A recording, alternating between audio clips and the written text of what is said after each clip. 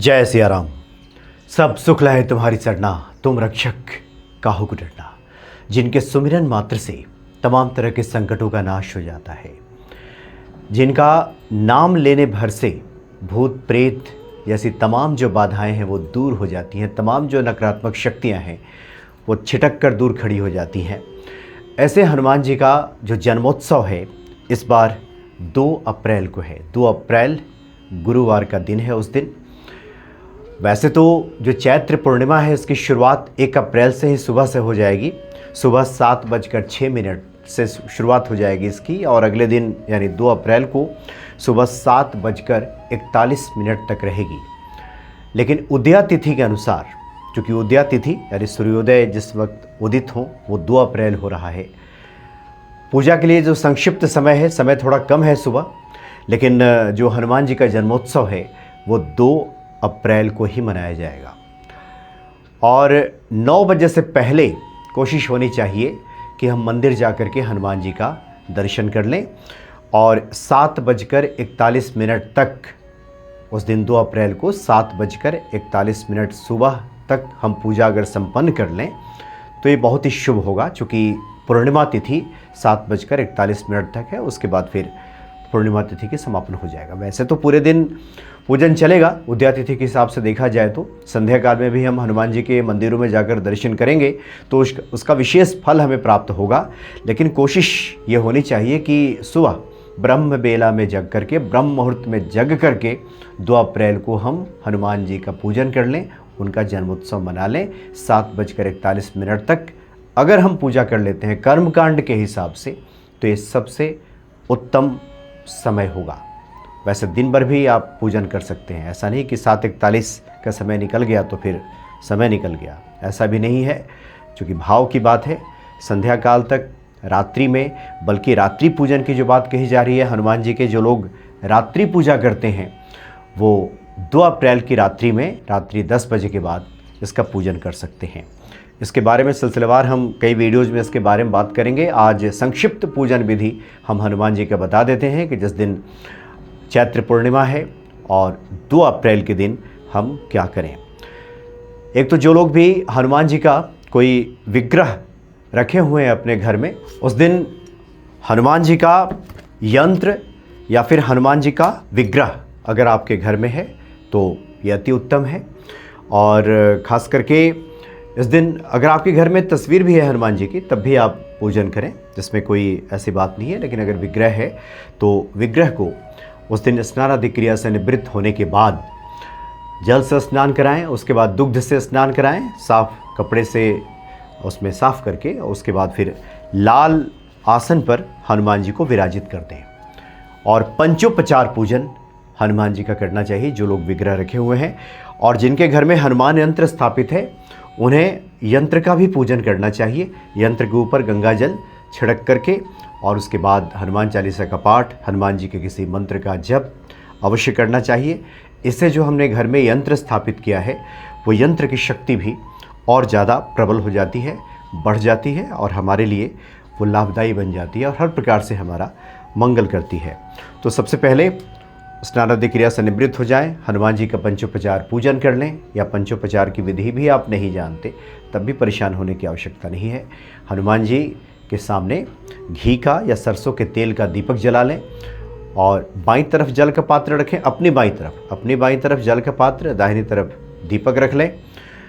उसके बाद गणेश जी का सुमिरन करके और फिर प्रभु राम का सुमिरन कर लें और हनुमान जी को भोग मिष्ठान आदि अर्पित करें। लाल पुष्प, गुड़हल का फूल अगर मिल जाए या फिर गुलाब का फूल, गेंदे का भी फूल मिल जाए तब भी ठीक है।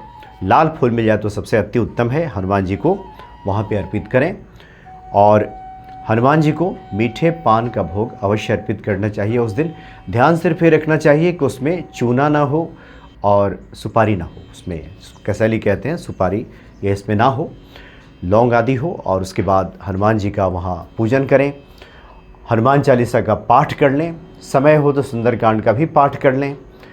जीवन में बहुत परेशानी हो, कठिनाई हो, उसके बाद फिर आप बजरंग बाण का भी पाठ कर सकते हैं। और हनुमान जी का जो बीज मंत्र है ओम हं हनुमते नमः, इस मंत्र का कम से कम 108 बार जप करना चाहिए।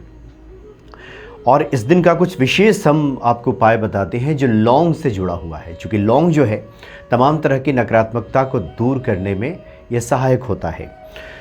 तो इस दिन यह है कि जब हनुमान जी के सामने आप सरसों के तेल का दीपक जलाएं, घी का जलाया है तो उसमें नहीं, सरसों के तेल का आपने दीपक जलाया है, उसमें 5 लौंग डाल देना चाहिए, जो फूल जिस लौंग के ऊपर बना हो।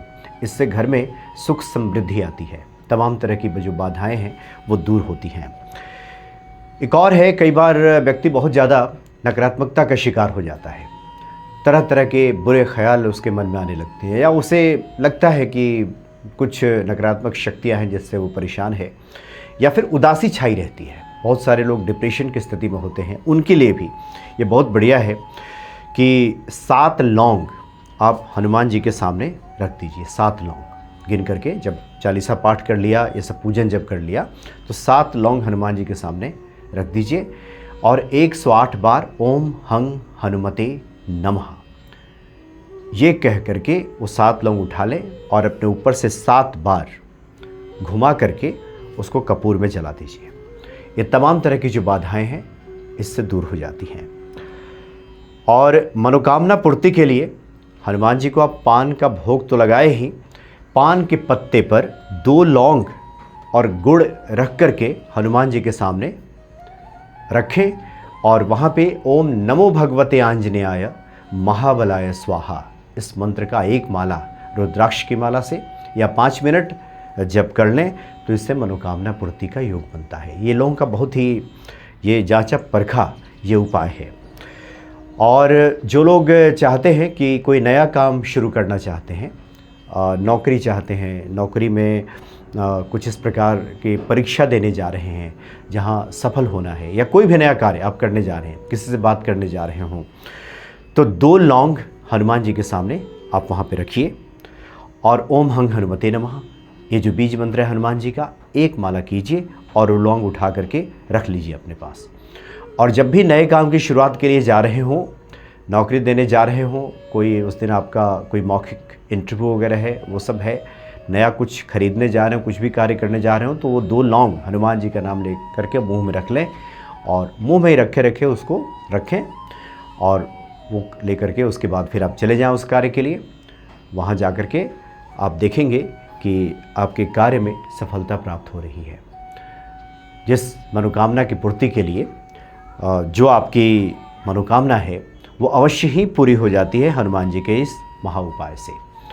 तो 2 अप्रैल का ये महा उपाय है, ये अवश्य भक्तों को करना चाहिए। आगे की वीडियोस में और भी हम बातें करेंगे। खास करके जो लोग सिंदूरी हनुमान जी को स्थापित किए हुए हैं उन्हें हनुमान जी का कुछ चोला भी अर्पित करना चाहिए। जो महिला भक्त हैं जो चोला अर्पित नहीं कर सकती, चोला सामग्री आजकल बना बनाया बाज़ार में उपलब्ध है, वो ला करके हनुमान जी के सामने वहाँ रख दें, प्रणाम करें, हनुमान चालीसा का पाठ करें और अगले दिन जाकर के मंदिर में भी दे सकती हैं। वहाँ अपनी सुविधा और समय के अनुसार पंडित जी हनुमान जी को चोला अर्पित कर देंगे, इससे भी आपको काफ़ी लाभ मिलेगा। तो आगे के वीडियोस में कुछ अन्य उपायों की हम बात करेंगे कि हनुमान जन्मोत्सव के इस शुभ अवसर पर हम कैसे हनुमान जी के कृपा पात्र बने, कैसे अपने जीवन को हम लाभान्वित करें, मंगलमय बनाएं हनुमान जी की कृपा से। इसकी बातें भी हम आगे की वीडियो में करेंगे।